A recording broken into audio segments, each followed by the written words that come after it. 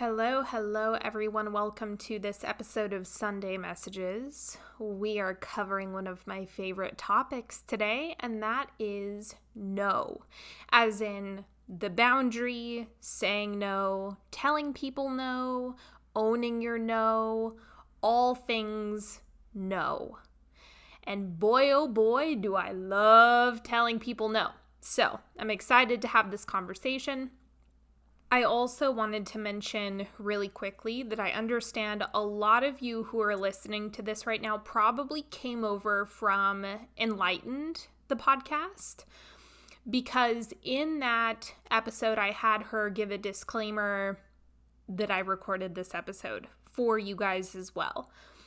I recorded that podcast with Sophia, and we got to this point in our conversation on that episode that I felt as though I didn't go deep enough into owning the no and unpacking no and feeling grounded in what you're saying no to, particularly when it comes to family relationships. So one of the things that I'm adding on to in this episode, if you're interested, go listen to Enlighten the podcast, the episode. I don't know what number it's going to be yet at the time that I'm recording this. One of the things that we touched on briefly was the problem of, okay, family emergencies are happening. You know, people are in the hospital, people are sick. There's different life events, or dare I say, crises that occur. Then what is the proper way to navigate boundaries in that situation? And where do you really understand where your no is in the face of something like that? And so I didn't think we went deep enough into talking about no when we got to that point in the conversation. So I want to do a deep dive here with all of you, and let's go ahead and dive into this. I want to take a moment and let you know that it is open application season if you would like to get into Eden, which is a mastermind that I run all year, but I break it up into 6-month increments. So application season only comes twice a year. And the words that I have chosen for 2022 are elevate and magical. Those are my designated words for 2022. And I really wanted to bring more magic into the mastermind this year. So it has been completely upgraded. There's going to be so many more components to it. It's going to be even more magical. If you want all of the details on that, go to onyxhealing.com/Eden, and it's going to be amazing. If you are feeling called to go even deeper into intuition, psychic tools, all things energetics, really leaning into the witchy side of things, as well as having community, a place to celebrate, a place to hold all of your creations, focus on manifestation, have a replenishing well to tap back into again and again and again. You have me in your back pocket during the week, and there's just so much good stuff that is coming. So if you want to check that out, the link will be in the description box or the show notes, depending on where you're listening to this. And you feel free to apply. If you feel the call, if you feel the nudge, if you're like, ooh, yes, I want more of that, then head on over.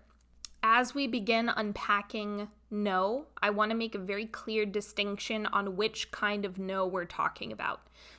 I feel that this kind of gets lumped into two separate categories. So the no that I'm going to be talking about today is in terms of boundaries. So when you're owning the no and advocating for yourself and setting a boundary around what you do and don't want in terms of what you allow into your life and what you don't through the practical means, okay? The other form of no is like I'm overly emphasizing the things that I don't want, or I keep saying, no, I don't want that. No, I don't want that. No, I don't want that. That is a different issue. So today we're going to be focusing primarily on, this is mostly going to show up in relationships, okay? Or in your work, other places where there's an energetic exchange. We're not talking about the creation manifestation side of it. This bleeds over into that a little bit, only because you want to keep in mind that there is an energetic stamp or an energetic footprint that you embed in your field every time you're saying yes or no to something in terms of making an agreement with someone.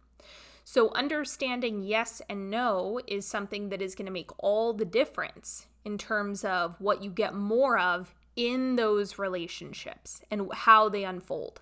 I'm going to give one more disclaimer here because I feel like this is going to be the biggest question that people have. So I'm just going to address it right here up front.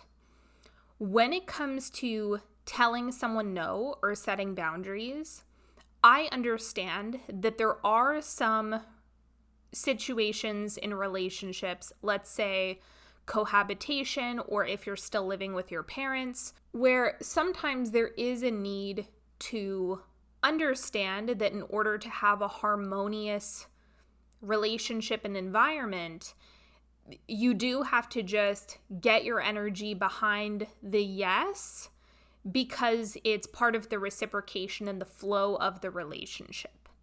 That does happen.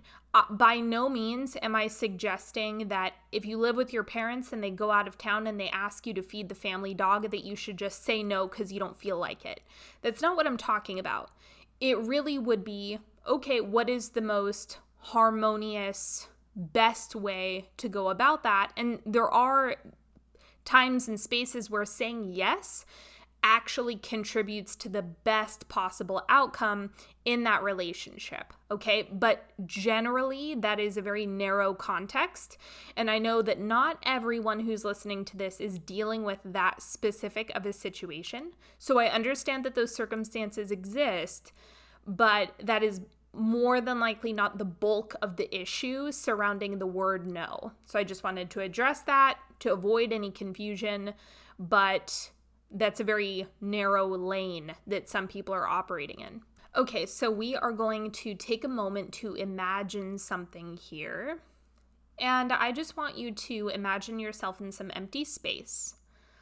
Like there's nothing around you. You could just be standing on a concrete floor or out in an open field, whatever.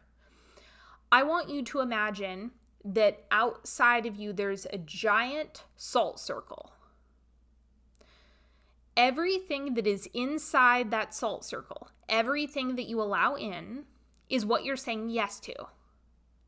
And everything that exists inside of that salt circle is going to turn into your day-to-day real life experience. Everything that exists outside of the salt circle is what you've said no to, what you've set a boundary around, and what you've set a standard for. So the salt is no. It's saying no, telling people no, and feeling and owning the full no that's coming from your body. Here is how we ideally want this to be. Okay, so you're still in this open plane with the salt circle. So imagine that someone strolls by and they have this gorgeous bouquet of flowers. And they're like, hey, I have this bouquet of flowers. Would you like it? And you say, oh, sure, yes, I would love that. And you bring it into the salt circle. And so now the flowers are there. Then someone comes along with a big pile of trash and they're like, hey, I have some garbage. Would you like it? So you see the garbage and you're like, oh God, that reeks. It smells like mold and rot. Absolutely not. No thanks, bro. I'm good. So you pass on the trash and it just moves on by. It completely stays out of your circle. You understand it's a no, and so it stays away from you. Then someone strolls by with a big wheelbarrow full of sacks of gold, okay? Like gold coins and gold bars. And they're like, hey, this is getting really heavy. Would you mind if I gave you this sack of gold? And you're like, hell yeah, I would love that. Please, yes, more. So you take the sack of gold, and now you have these flowers, and you have this bag of gold. And so now you're starting to feel the accumulation of these wonderful things that you're bringing into your space and that you're saying yes to. The next guy that comes by has different vials of poison. He offers you some poison. You're like, no, I'm good. Then there's some hard drugs that roll by. You're like, you know what, I'll pass on that. So you're saying no to a bunch of stuff, and then you're also saying yes to a bunch of stuff. And you start noticing that everything that is inside this salt circle is beautiful and wonderful, and it feels good, and you're energized. And now it's like you have beautiful foods and all of this abundance. You have a nice warm bed, maybe a bonfire that you've created for yourself. This woodsman came by and gave you some wood and helped you set it up, and you have this beautiful creative space for yourself, this nourishing, delicious home that you're starting to put together inside of this salt circle. But the thing is, you only get all of those goods if you're saying no to the garbage, if you're saying no to the poison. What a lot of people are doing is the dude with garbage comes by and is like, hey, would you like some trash? Yeah, okay, I'll take it. So now you have a big pile of garbage in your salt circle. Well, I can't say no. I didn't want to hurt his feelings. Okay, well, what did you say to the dude with poison? You know, he seemed like an okay guy. I thought that I could make that work. And, you know, maybe he is really struggling. And so I thought I would just say yes. And so now I have these vials of poison. Okay. So what about the man with the wheelbarrow full of gold? What did you say to him? Oh, no. He needs all that money. I can't take his abundance away from him because then he's missing out. So I just said, oh, I don't know if I can take that from you. You definitely need it more. So yeah, I just don't know what to say. So he just went by and left with that big pile of gold. Okay, so what about the flower guy? He had all of these flowers and he offered them to you. So what happened there? Well, I thought he could give them to, you know, his wife or his girlfriend or his mom maybe. I didn't want to take those flowers. Okay, but what about the woodsman? It's starting to get dark. So do you have any firewood? Are you comfortable? It's going to get cold tonight. You could freeze. Do you have wood? Do you have a way to build a fire? No, I don't actually have any room for the firewood because of all the garbage that I've let inside. Okay, so just so we're all on the same page, you are opting to freeze to death because there's too much garbage that you said yes to because you didn't want to hurt his feelings. Am I getting this entirely correct? So now you have poison and a mound of manure, and you don't have any firewood, you don't have any blankets or pillows, you don't have any food, but you have garbage and poison.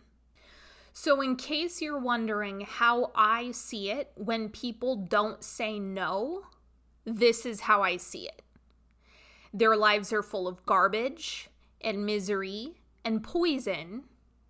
They're starving to death, freezing to death. They're not living their best life. It's not good. It's not good.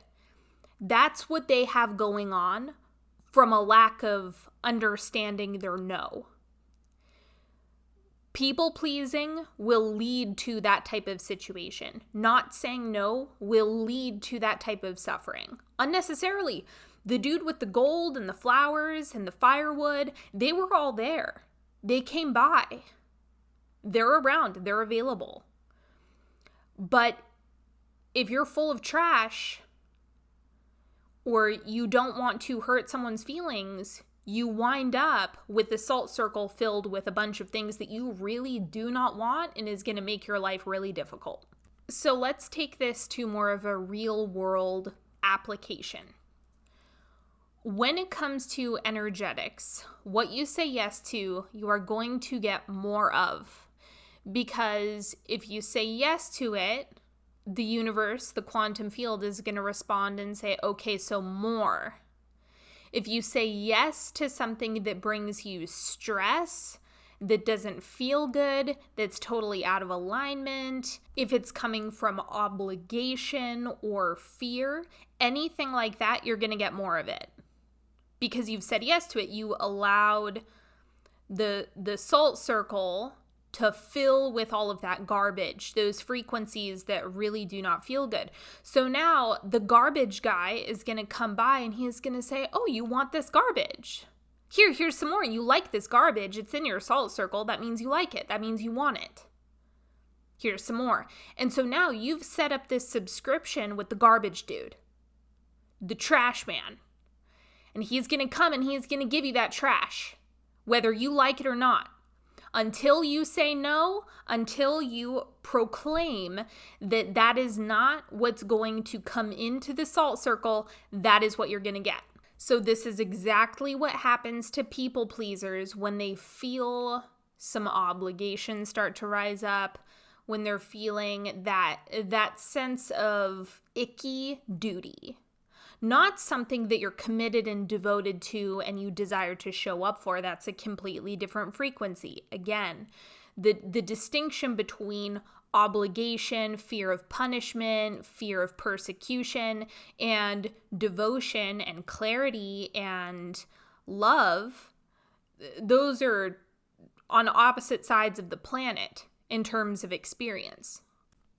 I will say that many people, many, I would even go as far as to say the vast majority of people are trained to say yes to things that they want to say no to do things from a place of obligation, or there's things like you do it, quote unquote, 'cause family, or you just need to suck it up. People need this, that, and the other thing from you. You should abandon what it is that you want to do to preserve so-and-so's feelings. Well, what about your mom's feelings? So by the time you're an adult, your understanding of your internal yes and no is so fucked that your salt circle is full of trash.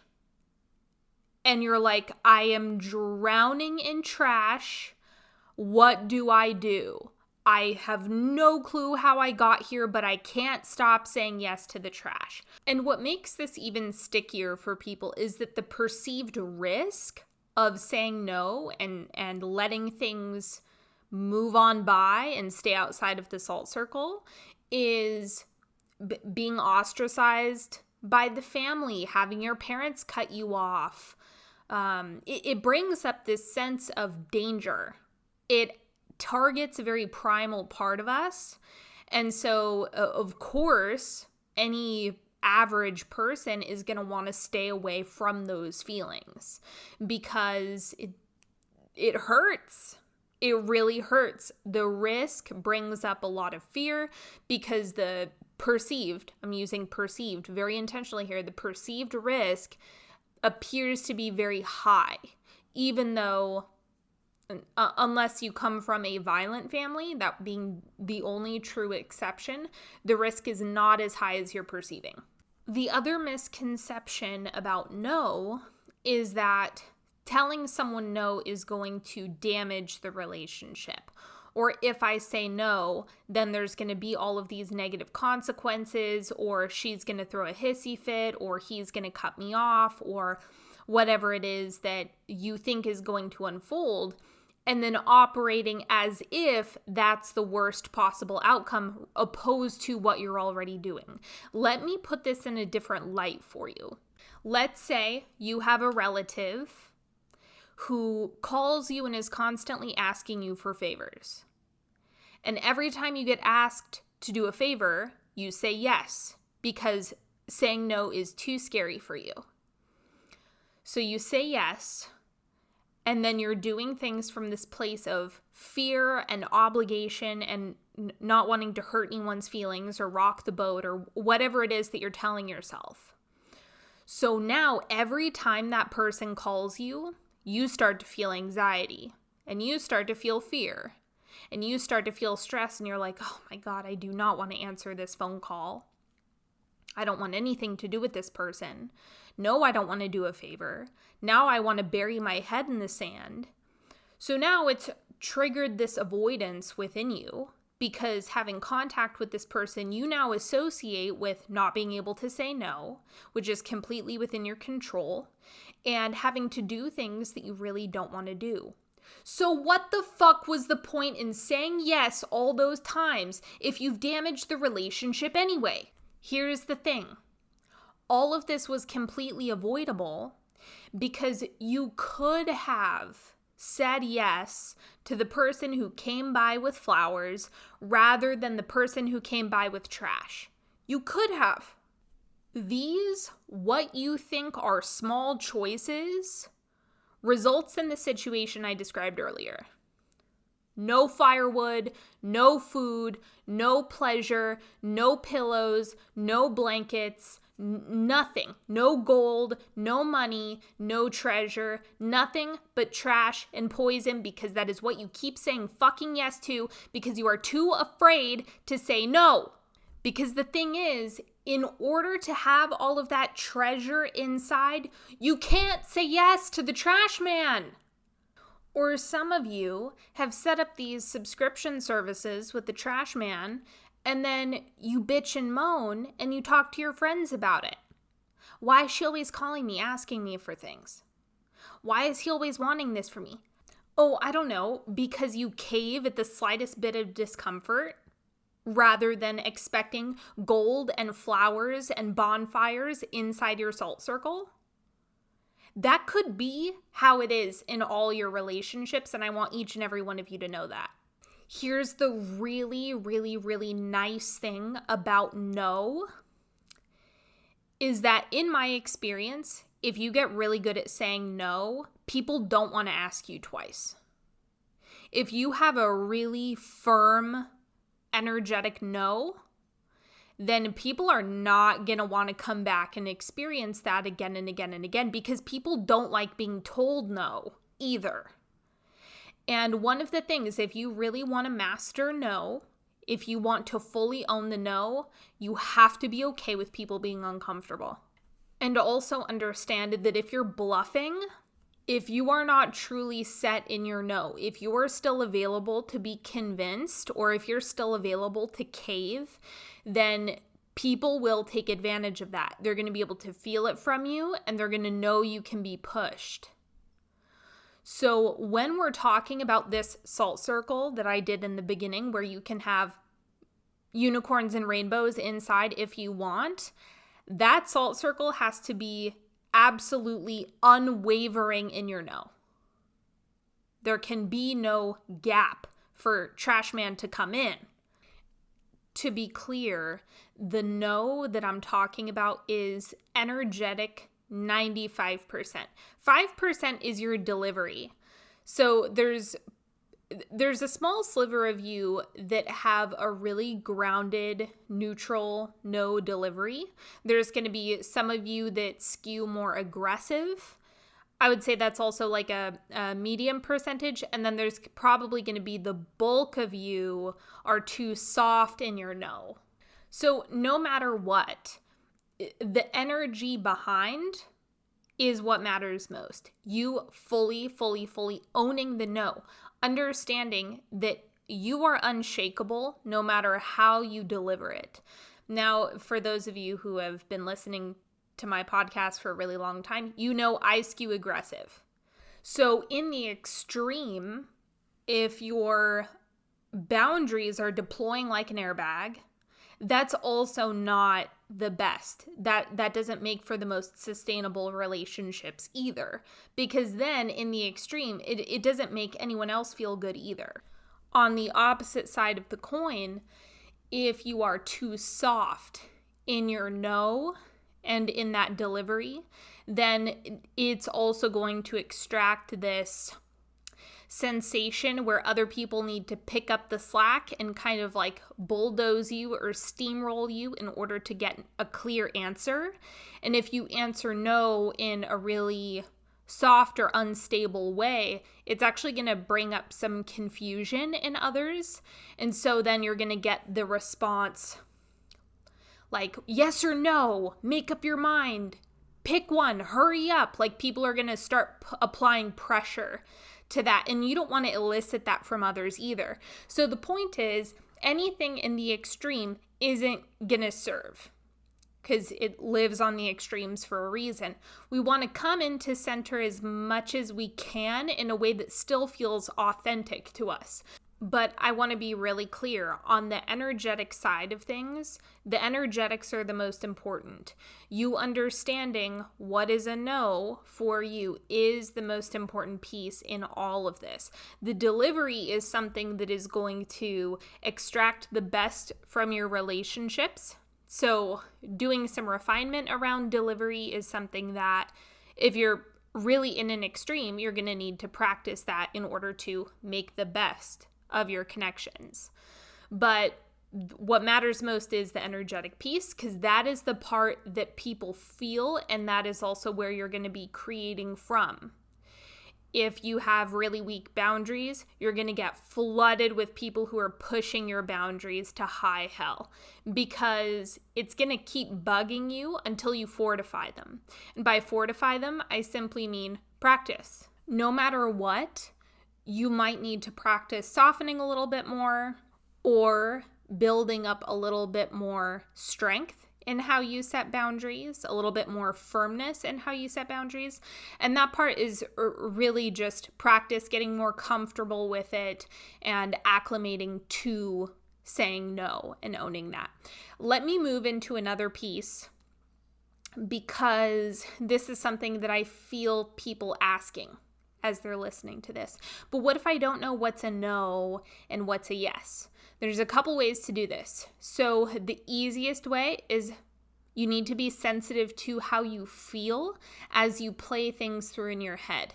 So if you're faced with a decision and then you have choice 1, choice 2, just as an example, I would say the one that feels the best is going to be the most reliable. But some of you are going to get confused by this, because your mind is going to start to grab a hold right away, and it's going to take you to the other person's reaction. So it's not going to be genuine. It's not going to be what feels best for you. You're going to start involving other people's feelings in the mix, and quite honestly, that's not your business. The exception to this, of course, is if you're a parent of a young child. That adds a different dimension of what you need to forecast in terms of what your child is going to internalize, but that's a different discussion. I'm talking purely about, what are you saying no to? How do you identify what you say no to? You play it out, you going through the experience of, okay, I say yes to this and then what happens? Or I say no to this and then what happens? Without considering other people's reactions, because all of that is going to be fabricated. If you say, okay, I really don't want to do this, but if I say no, then mom is going to yell at me, or this thing is going to happen, you've gone too far. In order to feel into a true yes or no, you only want to take yourself as far as the experience purely would be. And honestly, that's going to be the most accurate way to make a call. The other way is going to be through trial and error. Like, you can go through, just put some awareness on when you're saying yes and no, what you're saying yes and no to, or what you're saying yes to too much, and then go and do a post-mortem on that decision. Okay, so after whatever happens, if it doesn't feel good, go audit it. If it feels okay, go audit it. If it feels really good, audit that too. What were the indicators? What were the cues? What did you do? So you can take inventory after the fact. Of course you can, but I would say the best way is to be proactive and feel into it first and take yourself through it first, sans other people. Now, this is the biggest one that I would say is going to be the most important takeaway for most of you. One of the best things that you can do to forecast is ask yourself, if I say yes to this, am I going to become resentful? Am I going to resent this person? If the answer is yes, I do not recommend doing that. And if you do it, then you're going to have to eat that resentment. That is one thing that is your fault. If you do something that you know is going to make you resentful and then you boo-hoo about it, too bad. Too bad. That's your fault. You did it. You agreed to it. You said yes to it. You could have made many different choices and you didn't. You chose this one. So, move on. There's nothing you can do. The other person can't set boundaries for you. They're not going to fully understand your no or know what your no is until you make that clear. It has to come out of your mouth in order for it to be clear. That's how boundaries work. So you can't get mad at them. It's unreasonable to get angry at someone else for something that you've done to yourself. So that's why I'm saying you're going to have to eat the resentment. Too bad. You did it. What are you going to do? Build a time machine? Go back in time, make a different choice? You can't. So that's why this conversation of no is so important to me, because there's a lot of things that people are out here saying yes to, just handing their yeses out like candy, and then they have trash man coming to their salt circle every week. The next piece that is really helpful to identify where a boundary needs to be set is what energy is behind this choice. So if you're facing something and you're like, I want to say yes because I feel afraid or obligated or in guilt or shame, if you have any of those frequencies that are showing up in your yes, you need to check yourself. And you need to check yourself immediately. It is truly one of the worst feelings that you can make a choice from, and you need to understand that everything that comes after that is going to feel progressively worse. You are not going to feel better if you make a choice, if you say yes from obligation, or if you say yes from guilt. What's on the heels of that isn't going to be good. So my best recommendation is that you steer clear of yeses that hold that. It doesn't mean that you can't say yes. At the very least, you want to reorganize the energy. If it is something that what's true for you is a yes, it's just you don't want to bring the guilt with you. But a lot of the time, if it does have that stench of obligation and funk, then you need to audit that very, very quickly before you give a solid yes. Now, the last thing that I want to mention for this portion is understand that everyone has their own individual salt circle, like we talked about in the beginning. You cannot control what other people have in their salt circle. You can only control what you have in yours. So I am a fierce advocate for you cannot live your life for other people. Even if you have kids, I guess we could call it a sacrificial period. I do not like that language and I don't agree with that, but I know a lot of people see it that way, like, oh, we have kids, we're making sacrifices. Okay, whatever. If you're going to have that perspective, which I disagree with, but if you have that, the period of time in which that's even legitimate is pretty small relative to the entirety of your life. So the thing is, you and you alone are the only one who lives and dies with your choices. So if all of your choices are wrapped up in the instability of someone else's potential reaction, you're going to look back on your life with a mountain of regret. And one thing that I don't fuck with is regret. I promise you that right now. That is one feeling where I am not available for any of that. So the way that I make my choices is, how will I feel about this later? When I'm looking back on myself, how am I going to feel about saying yes to this? How am I going to feel about saying no to this? And the interesting thing is, sometimes this will actually push me to a yes. It will be something that when I'm reflecting on it, I'm like, ooh, I can feel myself in the future if I say no to this. That doesn't feel quite right. Feeling yes actually is in alignment for me and for this relationship and for all timelines. That does happen.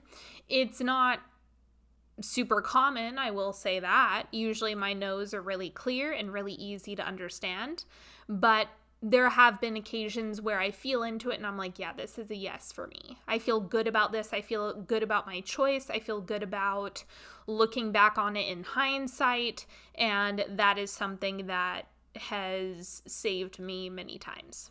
One of the things that Sophia and I talked about in that podcast episode I mentioned at the beginning, she was saying, I'm really exhausted, but my grandmother's in the hospital, and so understanding boundaries in that type of context was something that was very cloudy and confusing. So the main point that I made in that episode was, is the truest desire of your heart and soul, when you look back on this situation and you're reflecting on the experience, do you want it to be something where it's like, I showed up, but I was frazzled and fried and I didn't feel good and I wasn't present and I didn't want to be there and I was checking my phone and I wanted to do anything in my power to escape and I really wasn't present with her. There were no pleasant memories made. Is that genuinely how you want to look back on that experience? Because I would argue in that context, quality matters way more than quantity. It's the same idea as looking back on the situation in hindsight and making a decision from there. If I'm constantly saying yes to this, but I feel like shit and I'm operating from guilt and obligation and you should be burning yourself out. Well, all of the memories that you're going to make are going to be tainted. You do realize that, right? When you're making these choices from obligation, when you reflect on it in hindsight, you will feel the obligation again. You're going to reactivate that feeling, and it's not going to be, I had these sweet moments with my grandmother. We told stories. I was really sweet to her. I brought her this, that, and the other thing. We sat and had this really wonderful conversation. No, that's completely out the window. If that is something that only comes from alignment, that's where that comes from. Not from martyrdom. Martyrdom, other side of the planet in terms of energetics. So understand that even in what you would call a crisis, self-neglect, martyrdom, guilt, and all of these other frequencies that don't feel good, that's what you're baking into the situation, and that's what you're going to eat later. So you might feel like a dick setting a boundary at first, but you will thank me later when you say, oh my God, I said no, but I got myself prepared. I was full of energy. I felt aligned. I went into that situation when I felt clear and I knew that I had my full bandwidth and I was present and I made a beautiful memory. And now that is encapsulated in my energetic body and I can return to that anytime that I want, and I will be able to look on it with fondness. Of course, nobody is making these choices for you. You're the only one who can make them. It's always going to be your call and your experience. I'm just letting you know how I feel about it. When I'm looking particularly at the elders in my family, I always think back to, what is the last memory that I had with this person and do I feel good about it? If I take this phone call Or if I see this person when I'm in this state, am I going to poison the present moment experience with them? And will I regret looking back on that later when I had an attitude over the phone, or I wasn't present in the hospital, or I wasn't actually energetically correct when I walked into that situation? So I have to ask myself, even before a phone call. I'm thinking of one person in particular where it's like, I appreciate the last conversation that we've had, but the last few times that my phone has rang, I have been in an attitude where I'm like, I'm going to poison it. My mood, my energy is going to poison this phone call, and I don't want to look back on that as my final memory if he were to depart. I can assure you, when you look back on memories and people and quality time, you're not going to reflect on the minutes. You're not. You could have 60 seconds that's extremely potent and powerful, or 12 hours that feel like shit. And I promise you, you're going to prefer the 60 seconds. Now, of course, I'm telling you this. However, I want to make it really clear. This is one of those perspectives that is extremely misunderstood. If I went and started shouting this from the rooftops, it would piss a lot of people off. I would say that the majority of people disagree with this perspective.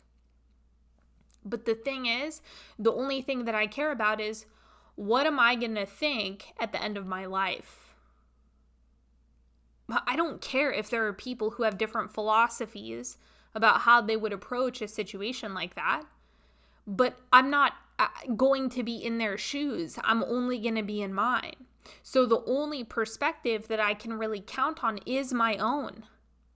And if I'm not listening to that guidance, I'm fucked. Really.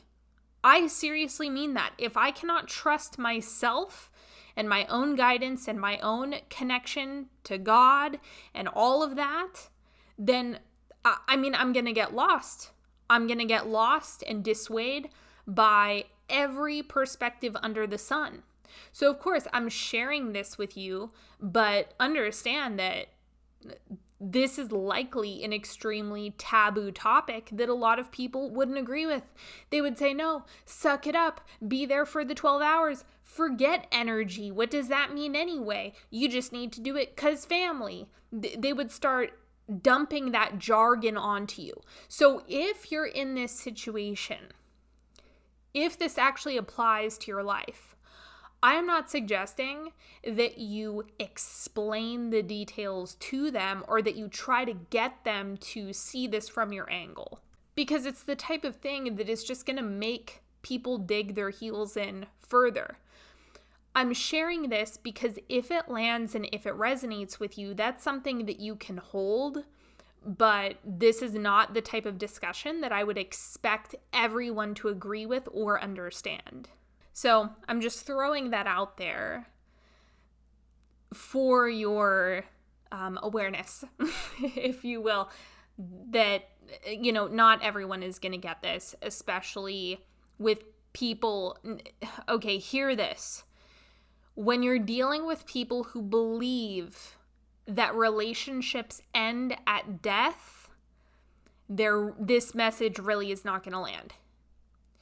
If you are speaking to people who understand that relationships transcend regardless of physical body, then they're probably going to understand this more.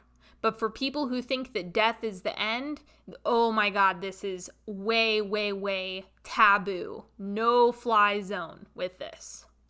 So another thing that Sophia was asking me about that I feel like I didn't fully answer, because she and I grew up in very different parts of the country. So she grew up in Louisiana and I grew up in California. I've lived on the West Coast my whole life and she's been in the South her whole life. So culturally, it's very, very, very different in terms of family dynamics and everything like that. So one of the things that she asked me was, how do you really stomach telling your family no when there is so much guilt and pressure and the paradigm of but family or 'cause family is so strong? What then? Let me make one distinction before I answer this fully. Some of you are going to hear this and say, oh my God, my family is so strict, or there are such strong expectations that when it comes to your own energetic pattern, it feels very difficult to actually have the ability to influence or override what already exists. That's going to be the minority. So I don't actually think that that's the majority of the people who are listening to this. That is going to be a very small portion of you. However, it exists. I understand. So if you feel like you don't personally have enough power, this isn't true. But if you feel and believe that you do not have enough power to override a current family experience, then it really comes down to, what do you want? What are your values? Is your freedom to do life on your terms and how you desire to do it, is that strong enough to get you to start setting boundaries or not? And that's something that only you can decide. Now, for the rest of you who are listening, I want to say, in my experience, I have found that family is much more trainable than you think. I consider my family to be responding to me, and I'm the one who sets the tone for each family relationship.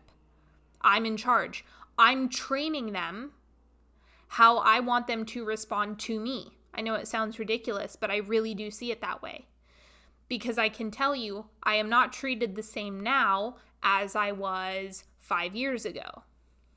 And yes, a lot of this did come from setting boundaries. And yes, in the beginning, it was kind of rocky. In the beginning, a lot of people got high and mighty and started lecturing me about family values. That's how they responded to my boundaries. Other people got their feathers ruffled all the time by my personal choices and would say things like, it's just not the right thing to do, and they came from a moralistic standpoint, and that's fine.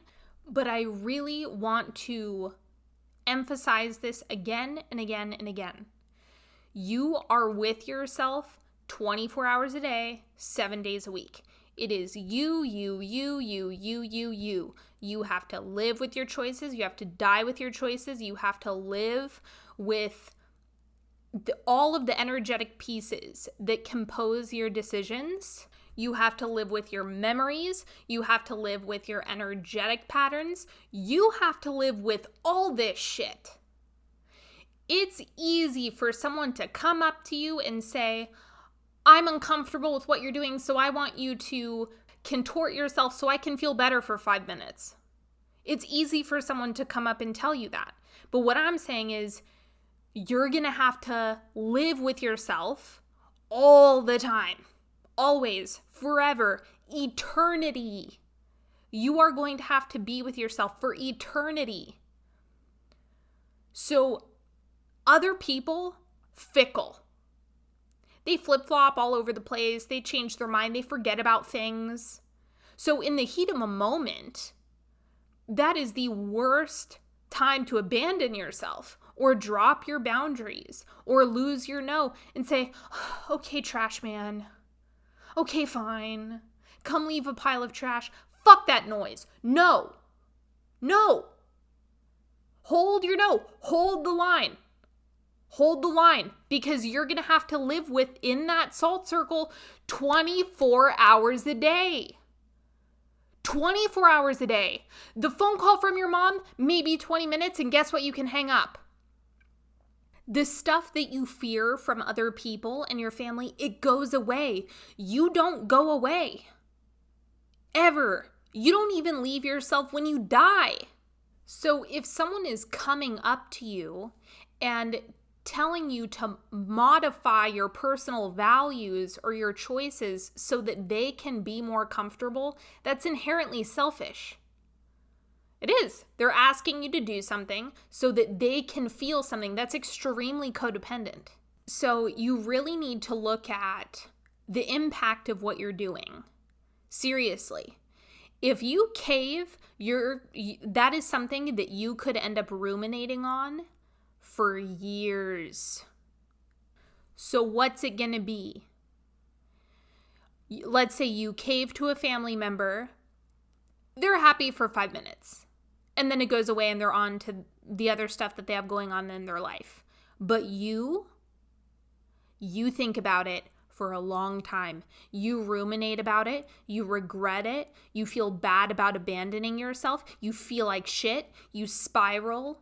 And now, all of a sudden, you have created an impact, a negative impact within yourself that is going to last a hell of a lot longer than one uncomfortable conversation.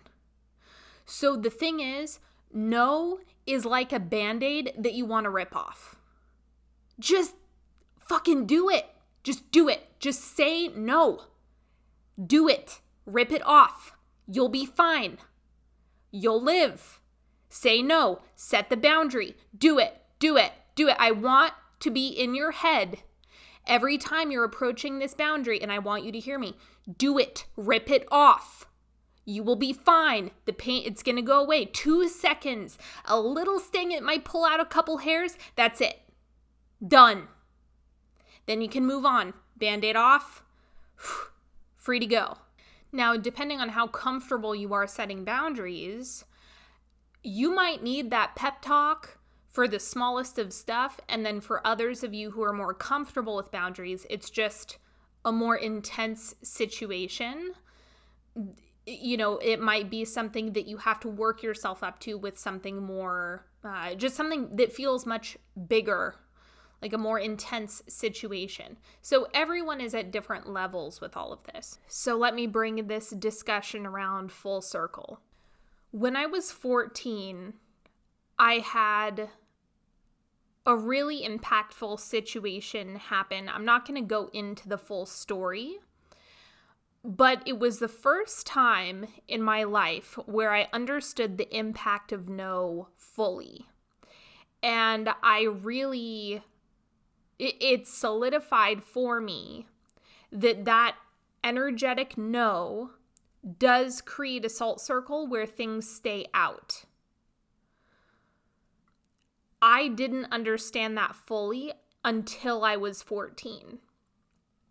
And so if you don't have practice seeing, holding your energetic no, stating the no, actually setting a boundary, and then watching what happens to that salt circle and the fact that good things stay in and trash stays out.